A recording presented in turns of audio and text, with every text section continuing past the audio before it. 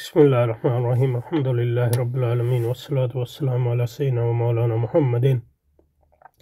وآله وصحبه وأزواجه وذريته أجمعين. اللهم ربنا أرنا الحق حقا وارزقنا اتباعه، وأرنا الباطل باطلا وارزقنا اجتنابه. اللهم أرنا حقائق الأشياء كما هي. اللهم انصر أولياءك في غزة وفي كل مكان. اللهم انصرهم على عدوك وعدوهم إنك على كل شيء قدير. وصلى وسلم على سيدنا مولانا محمد وآلہ وصحبہ وازواجہ وذریتہ اجمعین۔ پچھلی بار جو ہے حکمت نظریہ اور حکمت فلسفہ نظری اور فلسفہ عملی، کیونکہ میں حکمت کا لفظ استعمال نہیں کرنا چاہتا کیونکہ فلسفہ جو ہے حکمت نہیں۔ حکمت کی دو قسمیں کی تھیں، حکمت نظری اور حکمت عملی، اور یہ بنیادی طور پہ ارسطو کی تعریفیں ہیں، جیسے کہ میں نے بتایا پوری، اور کچھ تبدیلی کے ساتھ وہ یہاں پیش کر رہے ہیں۔ لیکن تو اب یہ حکمت عملی کی جو مزید جو اقسام ہیں اور علوم ہیں، اس میں فلسفہ عملی میں اور فلسفہ نظری میں، اور یہ علوم جو ہے، یہ تقسیم جو ہے ساری ارسطو کی ہی ہے، اور اس کو ایک اسلامی نام دیے ہیں، جس سے یہ اب اس میں یہ نہیں کہہ رہا کہ ارسطو سے ہم کچھ لے نہیں سکتے، لیکن یہ کہ یہ پہچاننا ضروری ہے پہلے کہ وہ ارسطو کی ایک تقسیم ہے، اور اس کا اسلامی علوم سے سچ کوئی تعلق نہیں ہے۔ اب جیسے امام غزالی یا علوم میں، یا امام شاہ ولی اللہ حجت اللہ البالغہ اور دوسری کتابوں میں ان علوم پہ بحث کرتے ہیں، لیکن وہ پھر اسلامی نقطہ نظر سے کرتے ہیں، تو اس کو آپ اسلامی حکمت کہہ سکتے ہیں۔ لیکن یہاں جو ہے ہم یونانیوں کا فلسفہ پڑھ رہے ہیں، تو اور یونانیوں کا فلسفہ جس طرح مسلمان فلسفیوں نے اس کو ڈیولپ کیا، ابن سینا اور فارابی وغیرہ نے، تو پہلے فلسفہ نظری اور فلسفہ عملی میں تقسیم کیا۔ اب فلسفہ عملی کی قسمیں بتا رہے ہیں اور فلسفہ نظری کی پھر قسمیں بتائیں گے۔ اب یہ نہیں پتہ کہ عملی کو کیوں پہلے رکھا ہے۔ میرا خیال ہے اس کو پہلے اس لیے رکھا ہے کہ پھر کتاب میں زیادہ تر جو ہے جب شروع ہوتی ہے اصل، تو وہ ایک فلسفہ نظری ہی کی شاخوں پہ گفتگو کرتی ہے۔ تو حکمت عملی کی تین قسمیں، فلسفہ عملی کی تہذیب اخلاق۔ اب یہ تہذیب اخلاق جو ہے سر سید کی ایک کتاب بھی ہے، تہذیب اخلاق، کہہ رہے ہیں وہ حکمت عملی ہے۔ مثلا مقصد یہ ہے کہ یہ نظری فلسفہ ہے، عملی فلسفہ ہے۔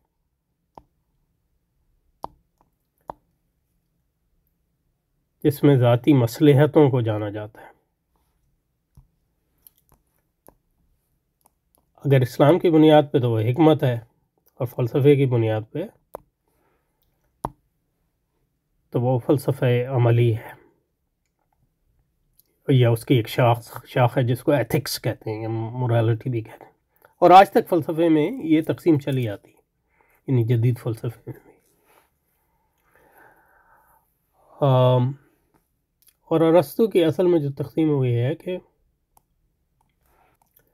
تو حکمت عملی کا اصل مقصد جو ہے فلسفہ، میں حکمت عملی کہتا جاتا ہوں، فلسفہ عملی یا پریکٹیکل فلسفی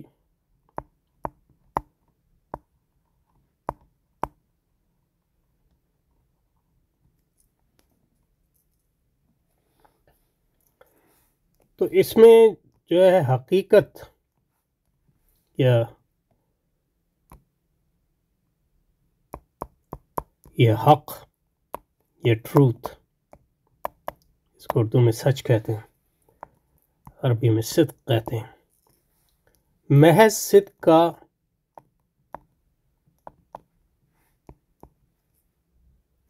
تک پہنچنا نہیں ہے، کیونکہ اگر محض صدق تک پہنچنا ہو تو وہ نظری فلسفہ ہوگا، چاہے اس کا تعلق کسی بھی چیز سے ہو۔ بلکہ اس کا مقصد سچائی بھی ہو سکتا ہے، لیکن سچائی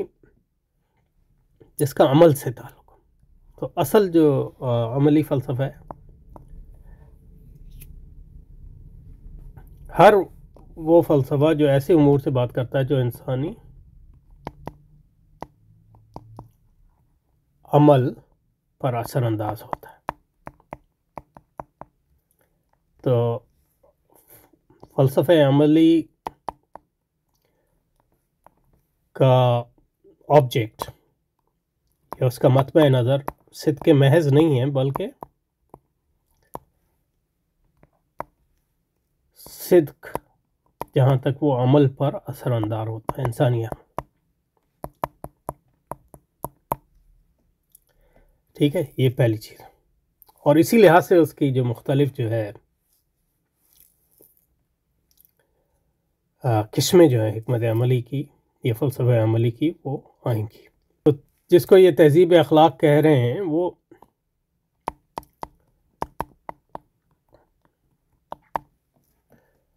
ارسطو کی انگریزی میں اس کا ترجمہ ایتھکس کہتے ہیں، اخلاقیات. اور اس کتاب کے شروع میں ہی کہتا ہے کہ اس کتاب میں ہم دوسری کتابوں کے برعکس جو تحقیقات کر رہے ہیں ان کا مقصد جو ہے فہم برائے فہم نہیں ہے، بلکہ فہم جہاں تک، یعنی یہ بھی جاننا کہ مطلب اچھائی کیا ہے. ہم اس لیے اس پہ بحث نہیں کر رہے کہ اچھائی کو جاننے کے اعتبار سے، بلکہ اس تہذیب اخلاق کے موضوع میں جو ہماری بحث ہے، ارسطو کہتا ہے، اور ہر فلسفی کا اس میں اپنا نظریہ ہو سکتا ہے، کوئی کہ اچھا آدمی کیسے بنا جائے.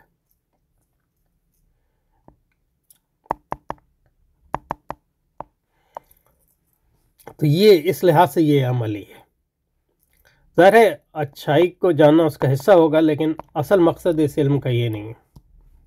اصل مقصد یہ ہے کہ اچھا آدمی کیسے بنا جائے.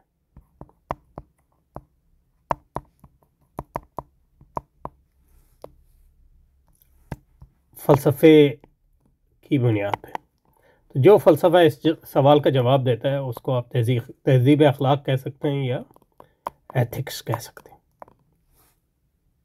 اور ارسطو اس میں کہتا ہے کہ مطلب اس میں اہم چیز یہ ہے کہ کردار،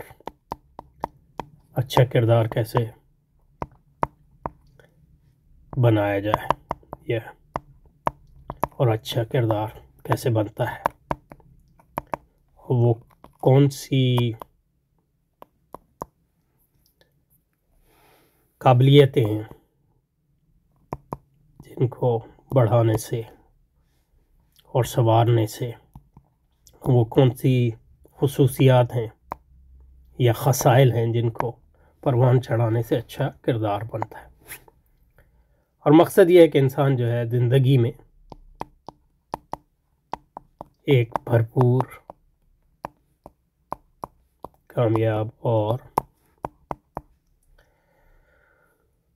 خوشی کی زندگی گزار سکے، جس میں اس کی تمام قابلیتیں جو ہیں پھلیں پورے، اور وہ اپنی جو حقیقت ہے کہ وہ حیوان عقلی ہے، حیوان ناطق ہے، اس حقیقت کو ایکچولائز کر سکے، یعنی اس حقیقت کا اظہار کر سکے پوری طرح. کہ قابلیتیں قابض ہیں، ان کا اظہار جو ہے معاشرے میں ہوتا ہے، اور اس کو آپ اس طرح کر سکیں کہ اچھائی کیسے ہو. اس پہ اس کی پورے ایک نظریہ اس نے بنا ہے.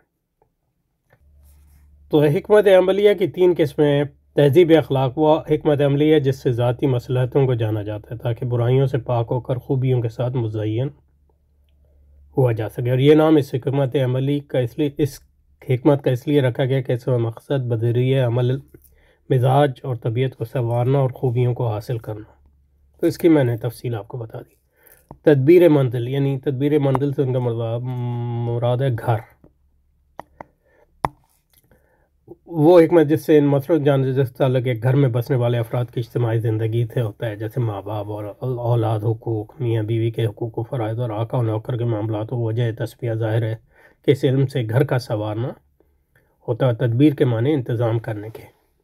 سیاست مدنیہ وہ حکمت عملی ہے جس سے، اور اس کو جو ہے مطلب یہ ہے کہ پالیٹکس کہتا ہے ارسطو، جس سے ان مسلطوں کو جانا جاتا ہے جس کا تعلق ایک شہر یا اس کے ملک کے باشندوں کی اجتماعی زندگی گزارنے سے ہوتا ہے، جیسے بادشاہ اور رعیت کے باہمی حقوق اور معاملات کا علم، تاکہ دونوں فریق مل جل کر شہری مسالے کی تکمیل کر سکیں۔ سیاست کے لغوی معنی ہے انتظام کرنا، یہ عربی زبان میں، اور مدینہ میم اور دال کی زبر کے ساتھ شہر کی طرف نسبت ہے، اور مدینہ دونوں کے پیش کے ساتھ مدن۔ بس سیاست مدینہ کا مطلب ہے شہری اور ملکی انتظام، یعنی عدل، کیونکہ شہری ریاستیں ہوتی تھیں، یعنی عدل و انصاف کے ساتھ ملک کا اس طرح انتظام کرنا کہ سب کی معاشی حالات بھی اچھی ہو جائیں۔ تو اس میں جو ہے حضرت نے یہ عمومی بات کر دی جس میں ساری ہر قسم کی وہ فلسفہ سیاسی اور فلسفہ تدبیر منزل آ جاتے ہیں، لیکن اس کی بنیاد جو ہے ارسطو ہے۔ تو ارسطو میں جو حکمت جس کا فلسفہ عملی کا تعلق عمل سے ہے، اور عمل کی 3 شاخیں انسانی فرد، تو یہ اخلاقیات اس سے ڈیل کرتی ہے جس کا میں نے، اور خاندان، اور تیسرا ہے سیاست۔ اور ارسطو کہتا ہے کہ انسان جو ہے سیاسی جانور ہے، تو یہ اس کی سیاسیات کی بنیاد ہے، جیسے کہ اس کی فلسفہ نظری کی بنیاد یہ ہے کہ انسان حیوان ناطق ہے، یعنی عقلی حیوان ہے، اور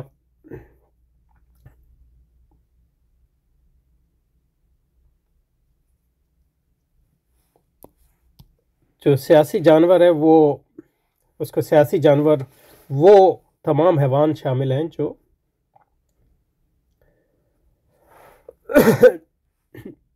معاشرے میں رہتے ہیں اور ان کے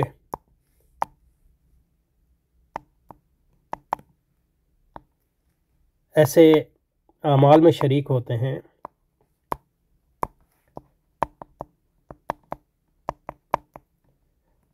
جو ان کے درمیان مشترک ہوتے ہیں۔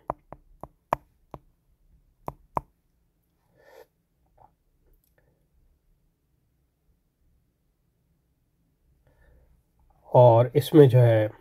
معاشرہ بھی آ گیا اور ریاست بھی آ گئی،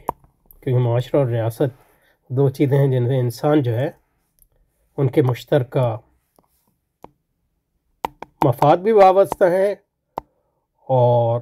مشترکہ، اور معاشرے کی بنیاد جو ہے گھر ہے، اور مشترکہ مفادات بھی، اور مشترکہ عمل کے مقتضی بھی ہیں۔ اور دوسرے جانوروں کے برعکس جو معاشرتی اور بھی جانور ہیں، لیکن انسان میں یہ ہے کہ انسان جو ہے یہ سوال اٹھاتا ہے کہ اچھا کیا ہے اور برا کیا ہے۔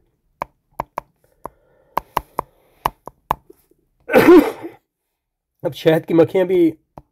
ایک معاشرہ بناتی ہیں، لیکن وہ اچھا اور برا کا سوال نہیں اٹھا سکتی، تو یہ انسان کی خصوصیت ہے، وہ اپنی فردی زندگی میں بھی یہ سوال اٹھاتا ہے کہ میرے لیے اچھا کیا ہے، برا کیا ہے، تو یہ اخلاقیات کا دائرہ کار ہے، اپنے گھر کی زندگی میں اچھا کیا ہے، برا کیا ہے، تو یہ تدبیر منزل اور معاشرے کے بارے میں اچھا کیا ہے، برا کیا ہے، یہ سیاسیات اس سے بحث کرتی ہے۔ تو سیاسیات میں جو ارسطو بات کا سوال اٹھاتا ہے وہ یہ ہے کہ معاشرہ اور ریاست جو ہے کیا ہے، اور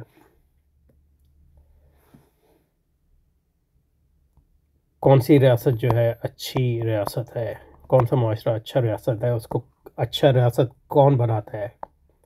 اور ریاست کے جو رعایا ہے جس کو وہ سٹیزن کہتے ہیں، ان کے حقوق کیا ہیں، ان کے فرائض کیا ہیں، یہ ساری باتیں جو ہیں، اور ریاست کو کیسا ہونا چاہیے، چھوٹا ہونا چاہیے، بڑا ہونا چاہیے، جمہوری ہونا چاہیے، ایرسٹوکریٹک ہونا چاہیے یا بادشاہت ہونی چاہیے، یہ سارے سوالات اٹھاتا ہے وہ، اور ریاست کے وسائل